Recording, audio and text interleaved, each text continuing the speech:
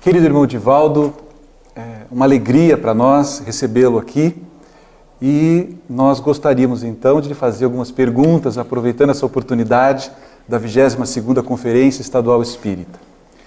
Tendo em vista a obra Transição Planetária do Espírito Manuel Filomeno de Miranda, o que determina a escolha dos casais para receber os espíritos que estarão reencarnando, vindos de Alcíone, tendo em vista que estes espíritos, eles não têm vínculos afetivos aqui no planeta. Então, o que é que determina a escolha dos casais que vão receber esses espíritos? E por que na obra a escolha recai em casais que optam pelos métodos de concepção artificial? Então isso é muito curioso e nós gostaríamos de ouvir de ti. Caros amigos telespectadores, muita paz. É para mim uma verdadeira bênção encontrar-me nesta 23ª Semana Espírita, promovida pela Federação Espírita do Paraná. A obra Transição Planetária é uma síntese do pensamento dos bons espíritos a respeito do mundo de regeneração. E essas entidades de Alcíone são adrede preparadas para promoverem o desenvolvimento orgânico e moral das criaturas humanas em nossa Terra, no momento em que se transfere para o mundo de regeneração. Algumas entidades, milhões delas, ofereceram-se atendendo ao apelo do emissário de Jesus para virem modelar os novos corpos. Da mesma forma que no processo antropológico, o surgimento do neocórtex deu ao ser humano a possibilidade infinita de entender a beleza, a imaginação e a captação da vida transcendente, é necessário que o nosso corpo se adapte para receber as mentes das entidades evoluídas que se incorporarão, eles, de uma outra onda vibratória, com alguns terrícolas. Eis porque a fecundação é in vitro e não diretamente, pela falta de identidade, de pensamento e de onda mental para proporcionar a criação dos novos biótipos que irão constituir a raça do futuro. Entre aqueles espíritos que eu tive a oportunidade de identificar e que já estão reencarnados na Terra, a forma física é absolutamente igual à nossa, mas há ligeiras diferenças entre o Homo sapiens e o Pithecanthropus erectus. Houve um grande salto, agora do Homo sapiens sapiens para este homem virtual, da imaginação, das ondas mentais, das comunicações telepáticas, uma modificação estrutural do cérebro e de outros órgãos para poder facilitar a vida distante dos sofrimentos que tipificam a humanidade terrestre. Eis porque se tem recorrido inicialmente a um processo artificial e não apenas e só fisiológico, para poder proporcionar esta construção do ser homem e mulher novos para o futuro. Com relação aos corpos, há uma referência de que alguns órgãos não seriam mais necessários no futuro. Nesse processo, já alguns deles são conhecidos? Você poderia nos dizer que tipo de órgãos nós poderemos, enfim, não mais ter no futuro? Segundo Manuel Filomeno de Miranda, o nosso trato digestivo seria aliviado. O intestino, por exemplo, seria um pouco menor. Também o estômago, porque a própria alimentação que nós iremos utilizar será menos brutal e menos artificial, como esta que nós temos utilizado na base de hormônios, desde as carnes variadas, que para aumentar a produção recebem altas doses de hormônios que são transferidos prejudicialmente para o nosso organismo. O futuro corpo, já não tendo necessidade de uma alimentação tão densa, já vem preparado para receber essa nutrição que será mais energética do que no volume de ordem material. O aparelho respiratório também seria aprimorado para poder dar maior versatilidade à criatura humana. E os sentidos habituais, os 5 sensoriais, seriam estimulados a abrir as portas do 6º sentido para a comunicação mais psíquica do que aquela verbal, gráfica ou oral. Que maravilha. Divaldo, com relação a Francisco de Assis, ouvimos falar que Francisco de Assis deverá retornar ao cenário terrestre, sobretudo em terras europeias, onde então teria uma missão semelhante àquela que desenvolveu no século XIII. O amigo podia nos dizer se isso já se concretizou? Os espíritos informam que a partir de 2025, as reencarnações mais significativas se farão mais rápidas e mais numerosas. Até então, principalmente por causa da alta incidência da depressão, que atingirá o seu clímax mais ou menos na próxima década, ou na década que iniciamos, pelos anos 24 a 26, com uma grande incidência de suicídios, que eles acreditam será a primeira causa mortes, face aos transtornos emocionais, depressivos e outros conjunturais dos relacionamentos humanos. Então, penso eu que a partir dos anos 30, espíritos do porte de Francisco estarão reencarnando-se para, naturalmente, por volta de 45, fazerem-se identificar como os grandes gênios da nova era. Que maravilha! A história registra que mesmo antes da desencarnação de Francisco de Assis, as normas que ele elegera para a ordem franciscana estavam sendo deturpadas, alterando-se-lhe o sentido, o valor. Falando do oásis de trabalho e bênçãos que você e o tio Nilson ergueram na cidade de Salvador, a Mansão do Caminho, você teme que após a sua desencarnação algo semelhante venha a acontecer? Para ser honesto e sem ter a presunção de que faremos falta, naturalmente sofrerá ligeira modificação, porque cada indivíduo que vem administrar irá naturalmente transmitir a sua forma de pensar. Tem sido a nossa preocupação, fazendo uma paráfrase à vida de Francisco, criar na Mansão do Caminho o que chamamos sutilmente de uma nova Úmbria. A nossa experiência de convivência coletiva tem sido exitosa para os padrões da época de hoje. Mas, ao mesmo tempo, não temos logrado aquele desejo da compreensão primacial do Evangelho e as outras secundárias.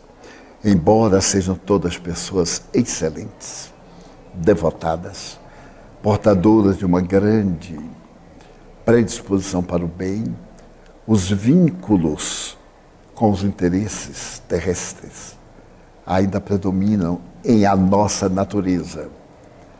E nós, eu em pessoa, penso muito que desencarnarei sem ver concretizada essa maneira de ser a mansão, um modelo mínimo do que poderá ser a nova sociedade. O nosso objetivo essencial em nossa instituição é nunca negar. Dizemos em tom de brincadeira, é necessário não dizer que nós não podemos ajudar. Sempre podemos ajudar. E quando não tivermos o que a pessoa solicita, daremos o que nós possuímos. Abordaremos a questão do Evangelho, transmitiremos energias através de passes, levaremos as atividades espirituais e contribuiremos com os recursos materiais que para nós são importantes, porém, nessa faixa, parte secundária. Temos conseguido algo, porque necessitamos hoje de funcionários para levar adiante a obra.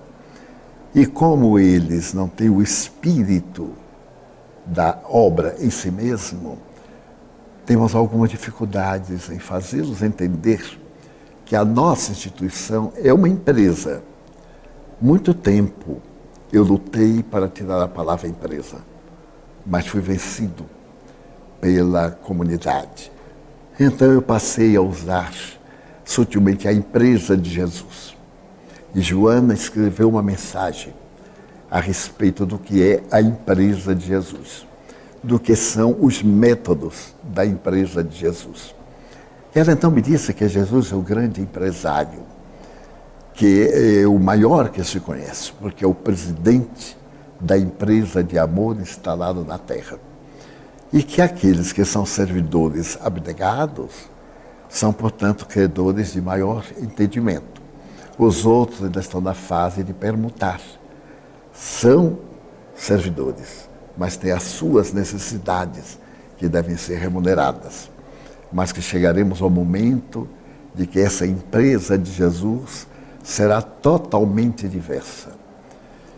De uma maneira feliz, no ano que passou, nós iniciamos, através de amigos experientes, conhecedores de tecnologia, uma mudança radical, desde a administração ao comportamento, para que nos próximos 10 anos tenhamos um esquema que possa proporcionar a segurança das bases, mesmo que faltem os corpos meu, de outros companheiros que estamos encarnados, aqueles que forem participar de alguma forma, terão que assimilar através dos impositivos estatutários. E depois de 10 anos, então, a nova mentalidade construirá a entidade de amor para poder servir, talvez, de modelo a outros menos experientes. Divaldo, todos nós nos extasiamos ante alguns relatos das suas produções mediúnicas, como, por exemplo, a conferência em Coatepec e as curas ali ocorridas. Poderia nos falar dessa experiência? Algo semelhante se reproduziu em outras localidades? Sim. Tem se reproduzido de uma forma sutil e discreta para não chamar a atenção. Nós vamos muito ao interior da Bahia uma vez por ano. Isso desde 1970. E é uma região muito difícil de acesso. Só há pouco tempo chegou a tecnologia, chegaram estradas, porque ela fica entre a cidade do Salvador e Brasília. E com a construção da estrada Salvador-Brasília, ela recebeu alguns benefícios. E naquela região, certo dia antes de uma palestra, uma senhora paralítica, que era cliente do nosso anfitrião, ela foi acidentada e arrebentou os ossos da bacia. e estava recebendo terapia dele próprio, doutor Epaminondas Correia e Silva. E quando nós chegamos para a palestra, ela havia sido levada com 2 muletas de madeira. Ela me disse chorando: "Ah, Sr. Edivaldo, peça a Jesus para me curar. O senhor me ajude." Eu disse: "Minha filha, eu sou apenas um expositor. Não tenho faculdade curativa e não tenho outras percepções." Então eu vi o Espírito de Joana Dias dizer, quando for na hora da prece final, que ela se vinculasse mentalmente, porque Joana ia pedir aos benfeitores para ajudá-la. Eu proferi a palestra e me esqueci. Mas quando eu cheguei na hora da oração da gratidão, que é sempre variada, eu recordei-me e olhei para ela. Ela estava sendo dobrada em profunda concentração. E eu fui continuando a oração. Quando eu cheguei na parte que agradecia a bênção das pernas para poder andar, ante aqueles que são paralíticos, etc., ela derrubou as muletas, levantou-se com muita serenidade, oscilou um pouco, fez a volta e saiu. Eu fiquei surpreso. Mas as pessoas que a conhecem notaram também. Terminada a reunião, o esposo veio com ela e ela disse: "Edivaldo, eu fiquei boa, absolutamente boa. Eu não andava, mesmo com a ajuda das muletas, e as muletas são deixadas aí." Então eu depois ia ver como Deus é misericordioso e fiquei impressionado. O doutor Epaminondas levou-a no dia seguinte ao hospital para fazer radiografias e fez uma série para comparar com aquelas que ele tem no prontuário. Todos os ossos antes, em processo de reconstrução, estavam corrigidos com alguns calos, como se eles fossem unidos e tivessem imperfeição. Então, um amigo nosso, Washington Fernandes, ele tem sido gentil, escreve a meu respeito, é um advogado brilhante do estado de São Paulo. Ele resolveu ir fazer a pesquisa e documentar. E constatou que realmente houve uma mudança muito grande nos processos de recuperação dos ossos. E a partir daí, todos quantos me pedem: "Ah, eu estou doente", na hora da prece, os guias vão me ajudar. Tem ocorrido algumas curas que nós silenciamos e deixamos que aconteça pelo merecimento do próprio paciente. E eu tenho muita preocupação com isso, para não cair no lado mágico, místico e fanático, e deixar a parte doutrinária no segundo plano. Ok, obrigado. Edivaldo, e você? Nós sabemos das tuas dores, né, das dores que o tem acometido nesses últimos tempos. E há sempre uma curiosidade, se durante as atividades essas dores permanecem, desaparecem, como estão? Adriano, é algo que a mim me surpreende.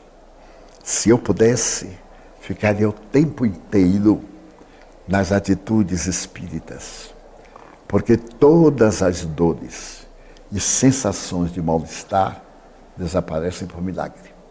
Eu mesmo fico suspeitando: meu Deus, será que isso é uma fixação neurótica? É um transtorno de autossugestão? Porque tem vezes que eu estou tão mal, pela manhã principalmente, sem poder levantar-me, que eu me atiro ao chão para pegar o remédio a 2 passos.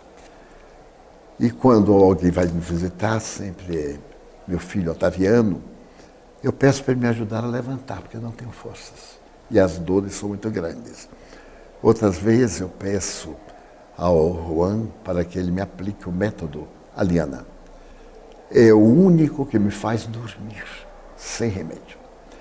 Mas o curioso é que nessas ações espirituais, algo ocorre, que o meu organismo muda. Faz anos eu tive um infarto do miocárdio e uma morte aparente, uma quase morte. E fiquei com uma deficiência cardíaca. Ainda não se fazia o transplante. Estavam fazendo as primeiras experiências na África do Sul. Mais tarde, bem mais tarde, digamos que há 4 anos, eu tive necessidade de fazer uma pequena cirurgia.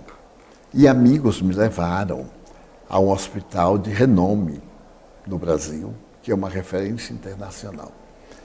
Apresentaram-me ao seu cardiologista, que é um homem de representação internacional.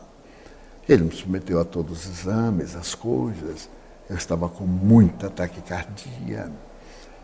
E depois, quando ele fez os estudos, algo aconteceu com as artérias cardíacas. Porque a razão do meu infarto, da minha parada cardíaca, é que eu tinha uma artéria com 95% problematizada, a outra com 75% e a terceira com 60%. E naquela época o cardiologista disse, é impossível estar vivo. E eu não sentia nada. Mas então agora o médico disse, notei uma coisa estranha. Eu já atendia muito mais de 5.000 pacientes. E o seu organismo fez algo que é a primeira vez que eu vejo. Eu perguntei, mas doutor, não estou entendendo. Ele disse, a irrigação do coração continua perfeita. Porque uma veia fez uma curva para nutrir o coração e você está tendo nesta veia o que seria a artéria que produz a sua sensação, porque a artéria continua bloqueada. No entanto, da forma cardiológica, você está muito bem, aos 88 anos na época. Quando eu completei 90 anos, porque qualquer atividade médica que eu for a esse hospital, sou submetido logo ao eletrocardiograma, por causa da idade, quando eu faço os bloqueios das hérnias. E ele examina e diz, olha, você tem um coração excelente, para uma vida longa. E um dia ele me perguntou, como é que você explicaria isto? Tratando-se de um homem materialista, eu pensava, então eu expliquei que os bons espíritos me levantaram do leito, que eu estava desenganado, tinha, digamos, no máximo 40 dias de vida, e lentamente eu me recuperei tomando apenas vasodilatador, Isordil. Ele disse, mas isso somente é um paliativo. Dilata a artéria para passar o sangue, mas não resolve o problema. E então eu expliquei que eu acho que os espíritos devem ter feito alguma coisa para poder me proporcionar a oportunidade de continuar trabalhando. E, curiosamente, eu não tive mais nada no coração, exceto taquicardia. Há 2 anos e meio, mais ou menos, eu estava em Miami, na residência de um querido amigo espírita, e estava a taquicardia tão forte, que eu estava tendo dificuldade respiratória. Então, o Juan me havia apresentado o livro dele sobre a terapêutica energética, e eu disse, então aplique a Liana em mim. E ele aplicou. É um método de transmissão vibratória. E eu fiquei 1 ano sem taquicardia. Eu não sou uma pessoa impressionável. A própria vida me ensinou a ser cauteloso. No fim do ano passado, mais ou menos em outubro, eu tive muitas emoções, muitas preocupações, como é natural, algumas dificuldades, alguns desafios, e a taquicardia voltou. Então, um dia eu pedi para ele me aplicar novamente, eu digo, olha, Juan, voltou a taquicardia. Ele aplicou, orando, naturalmente, e eu fiquei absolutamente bem. Não tenho, organicamente, nenhuma doença, exceto as hérnias de disco, que eu fiz o 4º bloqueio.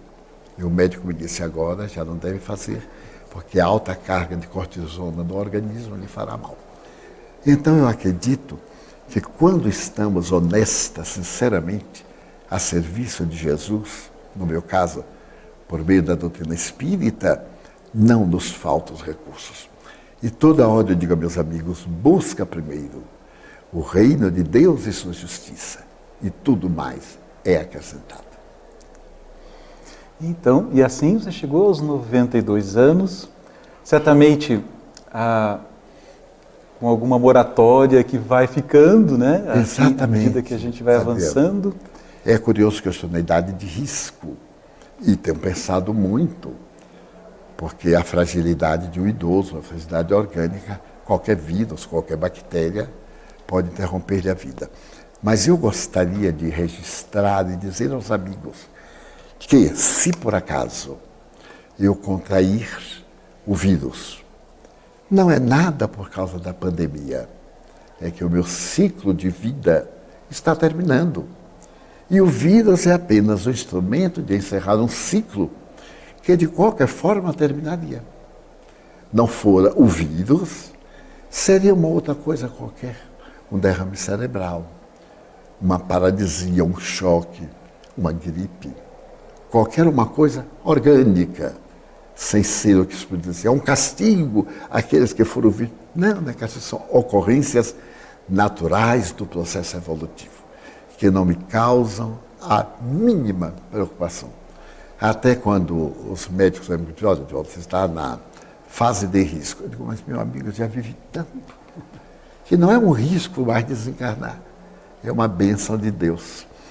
Porque uma coisa que eu gostaria, depois da minha desencarnação, era que os amigos, ao contemplar esta existência larga, anotassem uma coisa. O Divaldo tentou ser fiel até o fim. Não conseguiu, mas uma qualidade merece análise. Foi perseverante. Sou perseverante na doutrina dos espíritos. E nada no mundo se equivale a este mundo interior que me proporciona passar de uma vibração para outra, do estado físico para o espiritual, quase que naturalmente.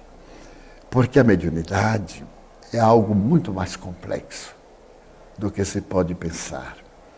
Até hoje eu me estudo, eu me examino, procuro ver a minha razão, as interferências. Só para ilustrar, com todos esses incidentes que os adversários do bem tentaram criar para impedir a realização da semana, desde anteontem à noite em Ponta Grossa, eu vi chegar um grupo de espíritos.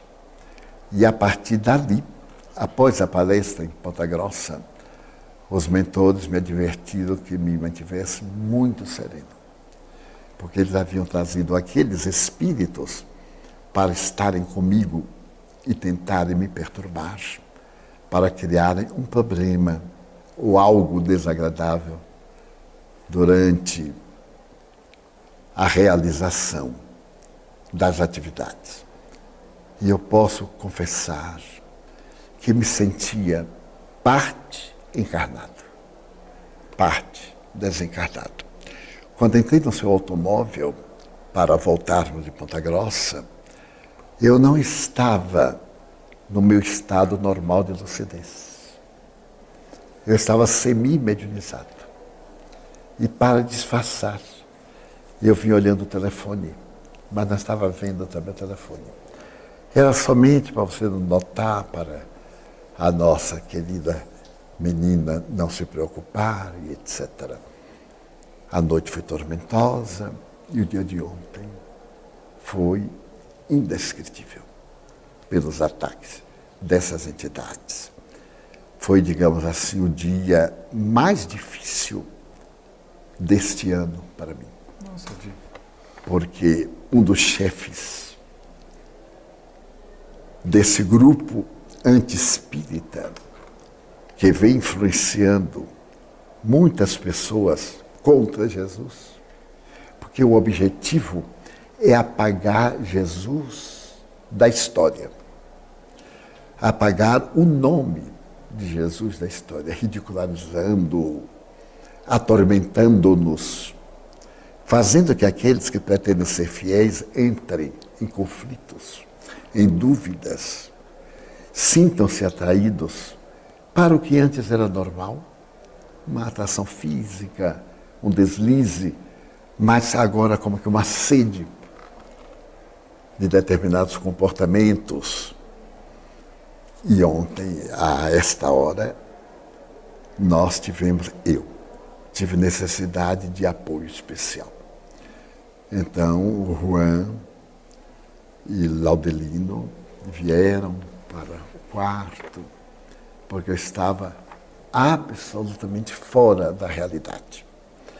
E eu disse para eles, eu lamento, porque estou semelhante a um médium obsidiado, a um médium de princípios, porque eu estou fazendo um espetáculo, peço desculpa a vocês, mas não estou normal. E isso vai prejudicar a palestra. E no íntimo, o impulso para viajar, para ir embora. Eu sabia que eram eles, né? Criaram assim uma situação desagradável. Então Juan sugeriu lermos o Evangelho, aplicamos um passe, e eu vendo-os, e eles me dizendo coisas que eu não me atrevo a repetir, aturdindo o cérebro e também o meu caráter, porque todos nós temos caráter, dizendo coisas perversas que eu poderia continuar na mente. Eles me aplicaram o passe. E eu roguei assim a proteção de Jesus. Eu disse, o Senhor sabe que eu o amo.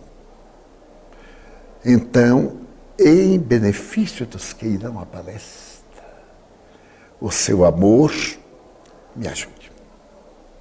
E eu vi, quando entraram as entidades venerandas, eu vi uma entidade que é protetora da Federação Espírita do Paraná, mas que não é conhecida. É uma espécie de Orconcur, um espírito nobre, refulgente. Quando ele entrou assim pela parede, o que o povo chama de esplendor, encheu o quarto. Ele me pôs a mão assim no coração, depois aqui no centro cerebral, e me disse, vamos com Cristo. O cristão verdadeiro tem que ter o holocausto. Vamos para o holocausto. Nós vamos incorporá-lo, utilizá-lo da aparelhagem, mas os seus conceitos não nos coloque para não nos atrapalhar. Faça as suas narrações, mas nós vamos encaminhar. E então eles vieram. E esse espírito veio realmente comigo. Mas eu não via sempre o espírito, eu via um foco. Eu caminhava paralelamente, o foco também, mas eu não disse. Eu não gosto muito de ficar falando sobre mediunidade, para não parecer exibicionismo. Aprendi a calar. E na hora em que você começou a falar, ele se acercou e lhe deu uma assistência especial para poder dulcificar o coração e apaziguar o seu organismo. É como se o organismo estivesse um pouco trêmulo e desajustado. Na hora que você falou sobre o coronavírus, então eu vi perfeitamente quando ele encaixou a cabeça dele na sua cabeça. E aquilo saiu tão claro como se fosse médico. Era como se estivesse explicando o beabá. Simples e com muita energia. E no momento, que afinal foi um momento sublime, o coral criou esse clima através de uma apresentação de altíssimo significado musical, porque foram músicas especiais, difíceis, coroadas pelo Pai Nosso, que atraiu muitos africanos e indígenas. Então as pessoas moviam o corpo no ritmo, mas os espíritos bailavam ao ritmo do Pai Nosso. Então aí eu me senti perfeitamente normal, toda a minha estrutura, como se eu tivesse 20 anos. Eu estava com muito catarro, que eu tenho essa problemática desde há 60 anos. E então o Espírito começou a me delinear a palestra e disse, a paz tem que ser o amor no seu estado de santificação. E aí veio num crescendo. E as últimas palavras, eu ainda me lembro quando digo assim, somente o amor ali foi incorporado. Até a parte final, quando ia terminando, ele me cedeu lugar para a prece.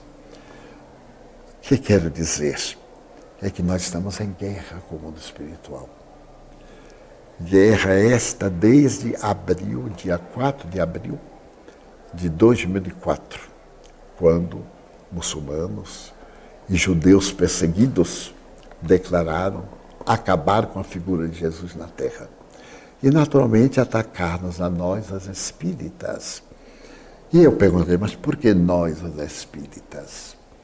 E um rabino me disse, porque são os cristãos. Eu digo, não. Mas o cristianismo tem 2000 anos. Eu disse, não, senhor. O cristianismo real vai até mais ou menos o Edito de Milão, 313, e aí surge, eu peço licença, sem querer diminuir outra doutrina. Surgiu uma doutrina em nome do cristianismo, porém romana. Observe que é Igreja Católica, Universal, Apostólica de Pedro e Paulo, romana. Não é a igreja tal cristã. Era uma igreja de Roma, uma espécie de paganismo monoteísta. E com o advento do Espiritismo, renasce Jesus. E os senhores são cristãos. E o Espírito me disse ainda assim, quando o senhor Allan Kardec falou que a mediunidade deveria ser exercida cristamente, ele rotulou o Espiritismo de cristão. Porque ele poderia dizer moralmente, no sentido ético, mas ele encontrou a única palavra que podia definir o exercício da mediunidade. Então nós temos que combater. Porque foi essa igreja de Roma que nos destruiu. Graças a ele. Então nós agora nos voltamos contra ele através dos senhores, que são os herdeiros dele.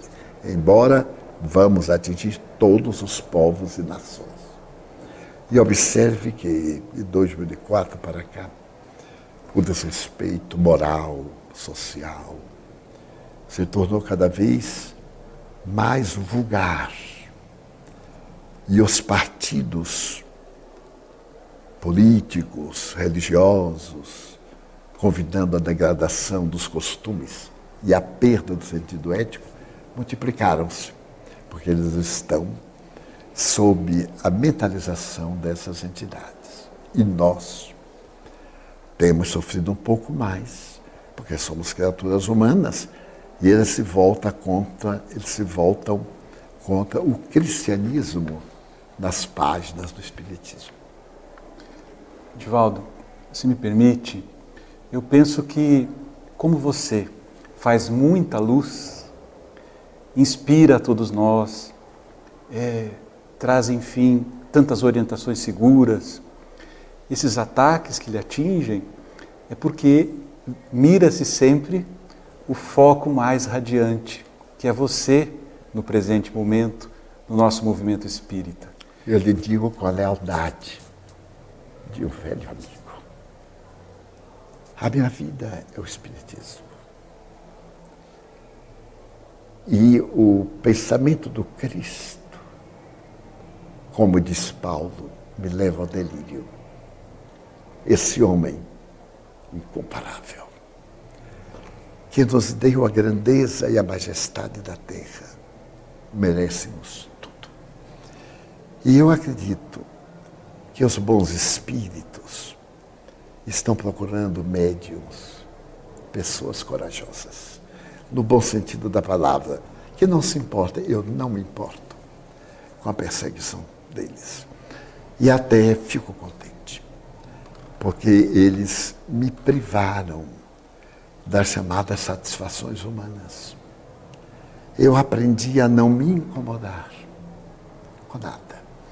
Venho a Curitiba desde 1954, sempre ouvi falar na boca da censura, e me dava curiosidade de ir, nunca fui. Na Ópera de Arame, nunca fui. No Jardim Botânico, nunca fui. não saio do hotel. E só vou a restaurante por causa do programa que a federação faz, para não me deixar sintonizar com as circunstâncias. Eu não venho em turismo, eu venho a servir. E para, não digo merecer, mas para ficar mais ou menos em condições, eu procuro ficar sintonizado o tempo todo, para poder servir à causa e não me aproveitar da causa para me servir. E é assim em toda parte.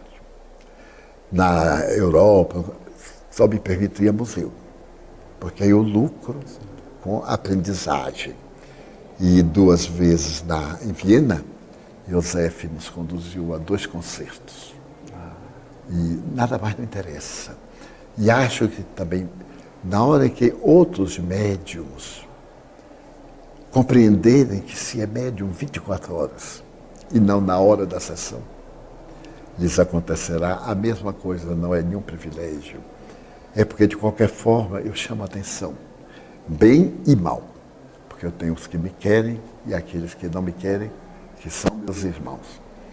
Então, eles me agridem mais, porque alguma ocorrência em mim reflete negativamente em nome da doutrina e, por fim, do Cristo. Eles me dizem, não é a ti, tu não vales nada. Nós estamos vendo Ele em ti.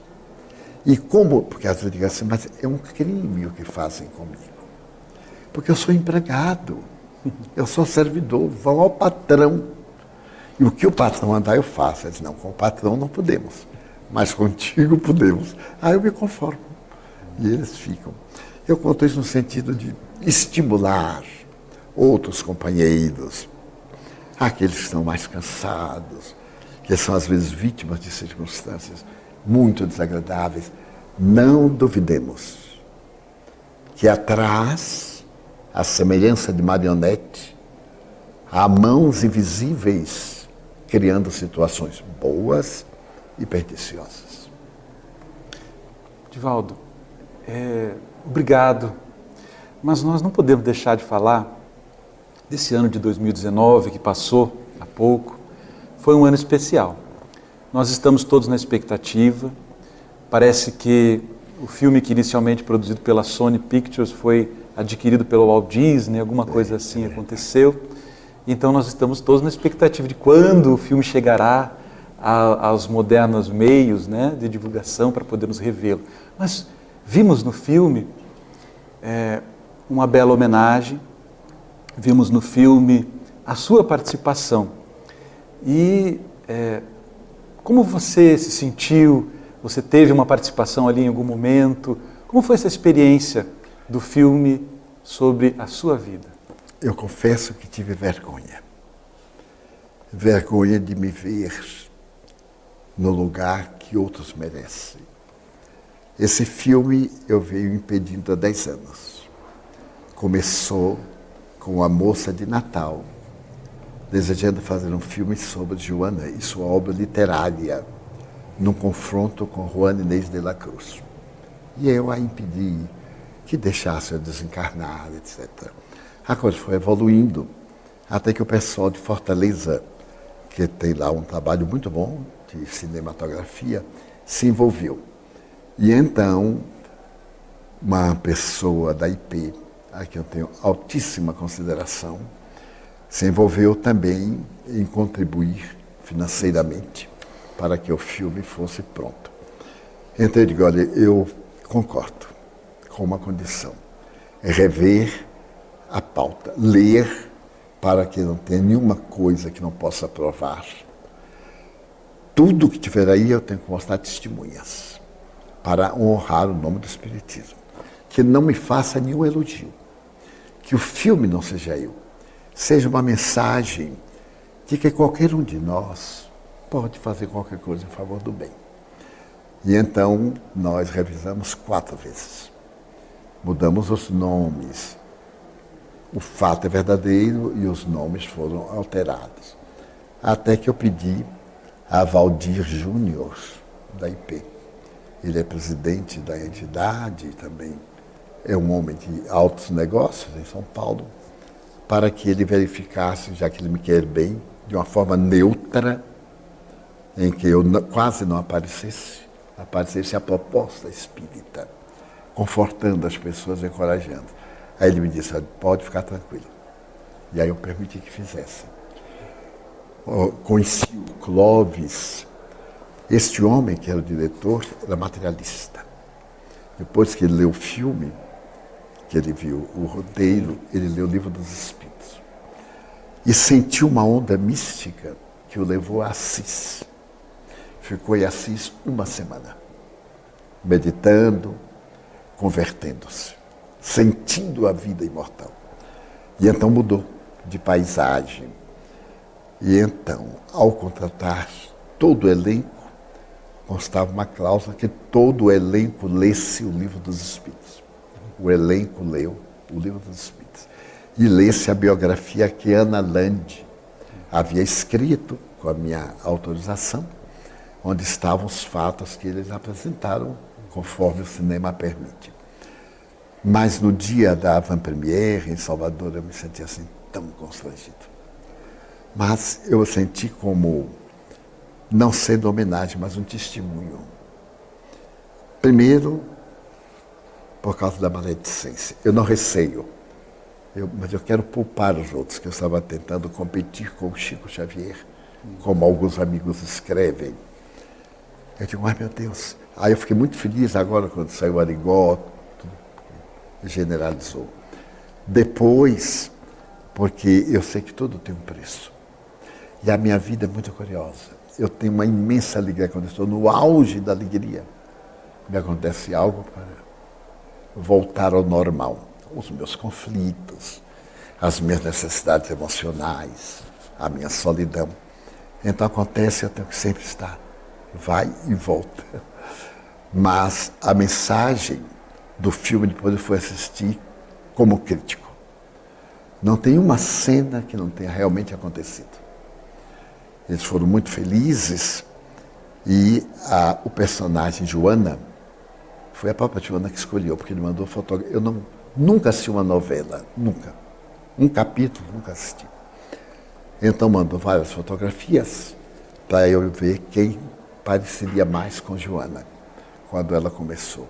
E eu fui olhando as fotos e Joana disse, eu gostaria muito que essa senhora me representasse.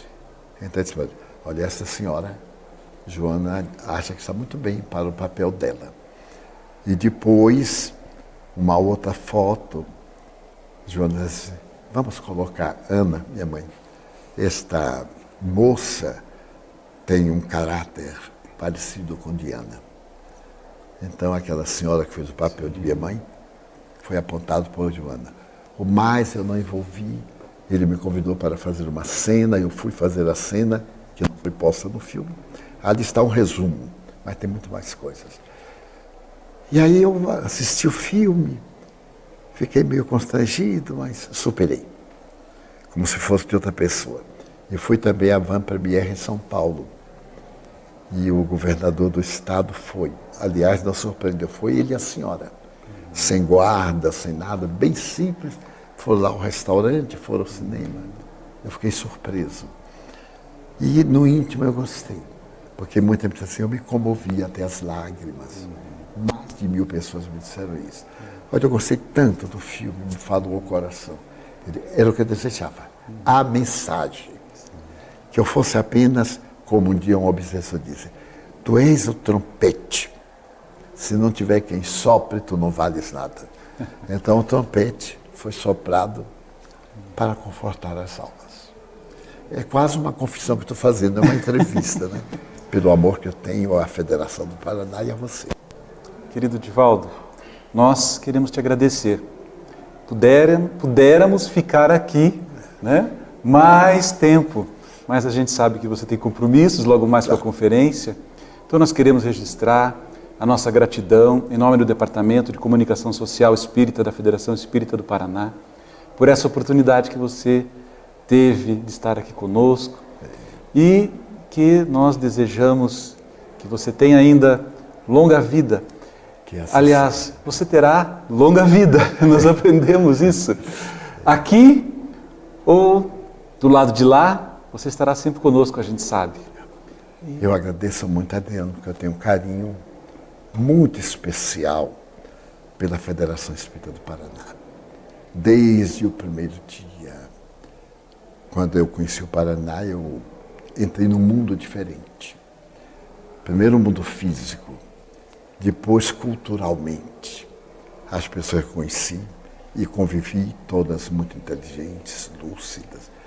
E depois, sem demérito para qualquer instituição, a seriedade da federação, o seu amor à causa, a doutrina conforme nós recebemos de Allan Kardec e dos seus continuadores.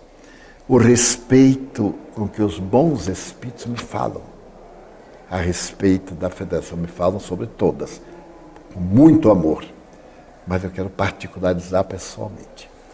Daí eu tenho um carinho muito grande, e agora, assim, no declínio, ao falar com você, que eu considero um filho, um rapaz que dedicou a sua vida a esta obra, eu agradeço.